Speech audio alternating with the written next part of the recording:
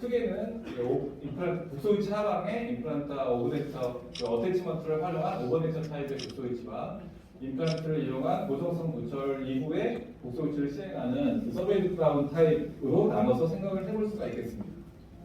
이런 임플란트 보조 북소위치는 어떤 경우에 잘 활용이 될 수 있을지 먼저 증례를 한번 보시겠습니다. 83세 남자 환자분인데 이와 같은 상태로 저희 병원에 입원을 하셨고요. 잔존 자양치가 많이 있는 것처럼 보이지만 상하계 교철부는 이미 플로팅 상태로 발치를 해야 되는 그런 상태. 다수의 임플란트를 이용한 고정식 교철부는 굉장히 어려울 것으로 생각이 되었고요. 환자분도 굉장히 고령이시고 북소치를 오랫동안 깨우셨기 때문에 최소한의 치료를 원하시는 상황이었습니다. 이와 같은 경우에 편측 잔존 자양치가 남게 되기 때문에 반대측에 보험 임플란트를 이용해서 양쪽 서포트를 얻어주기 위한 두 개의 임플란트와 임플란트 픽스 브릿지, 그리고 하악에는 큰 크라운 화이트 스페이스를 고려해서 후반부에 짧은 임플란트를 심고 오버렉션 타입의 국소부치를 제작하기로 계획을 세우고 컴비네이션 신드롬을 예방하고 환자의 편의성을 위해서 여기 치료 계획을 세웠던 증례가 되겠습니다.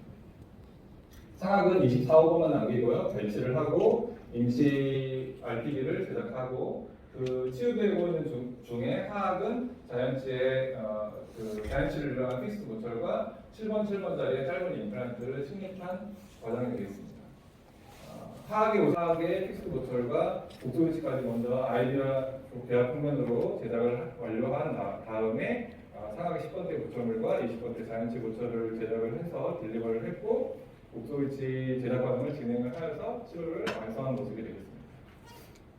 10번째는 이제 임플란트 두 개를 이용한 픽스드 브릿지가 되겠고요. 20번째는 자연치 보철을 이용한 서베이드 브릿지, 그리고 하악은 전치부에 자연치 배치를 활용했고 하악 부치부에는 오버렉션 타입의 임플란트 RPD를 위한 마그네틱 어태치먼트와 임플란트를 활용해서 치료를 완료하는 모습이 되겠고요. 상악은 편측만, 그리고 하악은 굉장히 크라운 빅스레이쇼가 불량한 하악 전치부만 남아있는 상황에서 부가적인 소수의 임플란트를 활용해서 전체적인 오클루탈 서포트 존의 영역을 좀 더 페이버러블한 형태로 이렇게 바꿔줄 수 있었던 환자가 되겠습니다. 치료 전과 치료 후에 사진 드리고 있고요. 상악 같은 경우에 편측의 자연치가 남아있었기 때문에 보험 급여 임플란트를 활용해서 양쪽에 바이라테럴 서포트를 받을 수 있게 픽스 타입으로 치료 계획을 설정을 했고요. 하악 같은 경우는 크라운 하이드 스페이스가 굉장히 크고 임플란트가 짧은 임플란트를 심었기 때문에 부하가 가해질 경우 레버리지 등을 고려해서 오버렉션 타입으로 활용을 했던 그런 증례가 되겠습니다. 상악은 IRPD의 서베이드 타입, 그리고 하악은 오버렉션 타입으로 제작한 증례가 되겠고요. 치료 전과 비교해서 지대치의 위치가 좀 더 페이버 안정적인 위치의 모습을 보여주고 있고요. 이와 같이 북소위치와 임플란트를 융합한 IRPD는 다양한 경우에 적응증이 있다고 할 수가 있겠는데요. 먼저 앞서 보여드린 증례와 같이 케네디 1, 클래스 1, 클래스 2 이렇게 후방 현장 북소위치부에서 후방부의 포스티어 서포트를 얻기 위한 목적으로 일단 사용할 수 있는 것이 가장 대표적인 증례가 될 수 있다고 하겠습니다.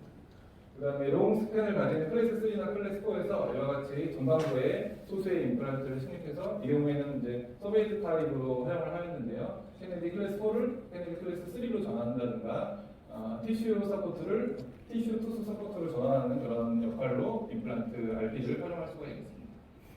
그리고 굉장히 제한적인 서포트를 가진 경우 약간 전치부만 남아있다거나 아니면 편측 자연치만 남아있다거나 소수 잔존치만 남아있는 경우에 이런 임플란트 북소위치가 가장 좋은 적응증이 된다고 할 수가 있겠습니다.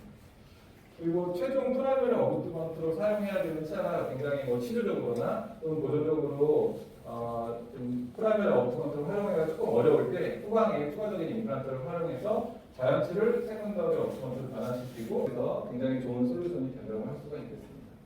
그리고 치료제 흡수가 굉장히 심해서 크라운 하이트 스페이스가 굉장히 큰 경우에는 오버렉션 타입의 임플란트 RPD를 활용하는 것이 좋은 적응증이 될 수 있다고 생각을 합니다. 이런 치료들을 통해서 우리가 얻을 수 있는 장점은 여러 가지가 있습니다. 기본적으로 북소위치의 서포트라든가 리텐션 스테빌리티는 물론이고 임플란트를 식립하는 위치에 따라서 트레스프를 없앨 수도 있고요. 그리고 인접하고 있는 자연치를 조금 더 보호하고 보존하는 역할을 할 수가 있겠습니다. 그리고 치료 계획을 좀 더 심플하게 없는 자리에 임플란트를 통해서 새로운 곳에 지대치를 만들어줄 수 있기 때문에 치료 계획을 쉽게 할 수가 있겠고 이후에 추가적인 임플란트 식립을 통해서 픽스드로 전환한다든가 하는 등의 치료 계획의 어떤 플렉서빌리티, 유연성도 제공할 수가 있는 장점이 있습니다. 그리고 좀 더 어렵고 복잡한 수술을 피하고 치료 기간을 단축시키면서 치료비를 경감할 수 있는 장점도 있다고 할 수가 있겠습니다.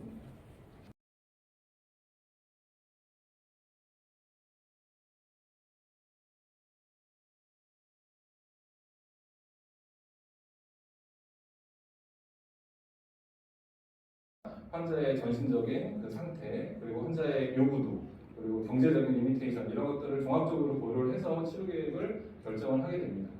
이 환자분 같은 경우에는 상하계 전반부에 4번부터 4번까지 4개 임플란트를, 그리고 하하계는 서베이드 브릿지로 사용되고 있던 지대치가 있었지만 이 지대치에 작은 루트 캐리어스가 있었고 치주적인 상태로 프라이머리 어트먼트로 쓰기에는 다소 불량하다고 생각했기 때문에 후반부에 하나씩의 임플란트를 추가해서 국소위치에 프라이머리 어트먼트로 사용을 하기로 하고 상하하게 서베이드 크라운 타입의 RPD를 제작을 하기로 계획을 세웠습니다. 다시 돌아가 보면 하하계 4번, 4번 자리에 임플란트를 싱글로 심고 상하계는 4번부터 4번 자리에 있는 이제 마지노선 단계가 B2라고 저는 생각을 하는데요. B2 정도를 달성을 하고 국소위치를 진행하는 것으로 계획을 세우고 치료를 진행을 하겠습니다. 4번, 4번 자리에 임플란트를 식립하고 기존 국소위치를 수리를 해서 임시로 쓰게 하셨고요. 그리고 하악 전반부는 세컨더리 어드펀트로 활용할 수 있게 하였습니다. 상하들은 발치를 하고 난 다음에 연조주 치료 후에 4번부터 4번 자리에 임플란트를 식립하고 여러 가지 전반부에는 템포럴 렌즈를 쓰셔야 되기 때문에 전반부에는 MS 타입의 미니 임플란트를 활용해서 템포럴 기간 동안 사용하는 것으로 저는 주로 템포럴 기간 동안에 임시 임플란트를 활용하고 있습니다. 한 4, 5개월 후에 2차 수술을 시행을 했고요. 치유가 일어난 이후에 바이트 인덱스를 활용해서 1차 바이트를 체득하고 패턴 레진을 이용한 바이트 지그를 제작을 해서 파이널 바이트를 체득하고 고정성 보철물을 세멘테이션 타입으로 제작을 한 모습입니다. 전반부에 4번부터 4번까지의 픽스드 브릿지 그리고 하악에는 싱글 임플란트 서베이드 크라운을 제작하고 국소위치를 상하악 제작을 한 모습이고요. 이렇게 함으로 인해서 양측성으로 상하악으로 밸런스가 이루어지는 그런 국소위치 추정 보철물을 제작을 할 수가 있었고요. 이렇게 서베이드 브릿지를 만들 때는 가급적이면 싱귤 레스트라든가 오클레더 레스트가 좀 더 데피니티브한 폼을 가지고 충분히 두께를 가질 수 있도록 그렇게 신경을 쓰고 있고요. 그리고 어떤 보철물을 제작하더라도 인브레이더 스페이스라든가 리치 랩을 만들지 않기 위해 노력을 하면서 셀프 클렌징이 되도록 디자인을 신경을 쓰고 있습니다. 최종 방사선 사진 모습이고요. 4번 자리에서 오클루전 서포트 존이 확립이 되기 때문에 아까 말씀드렸던 아이언 인덱스의 B2 정도로 달성을 할 수가 있었던 정량이 있습니다. 그리고 기존에 있던 전반부의 올드 보철물은 세컨더리 어부트먼트로서 기능을 하게 됩니다. 한 6개월마다 정기 검진을 오시게 되는데 2년 정도 지났을 때 정기적인 리포를 계실 때 인상 사진 모습이고요. 환자분께서 굉장히 오랫동안 국소주를 쓰셨던 분이기 때문에 굉장히 익숙한 상태로 국소주를 잘 사용하고 계셨고 그리고 일부 컨트롤 어려운 부분을 제외하고는 대부분 하이진도 양호하게 유지가 되고 있었던 상태입니다.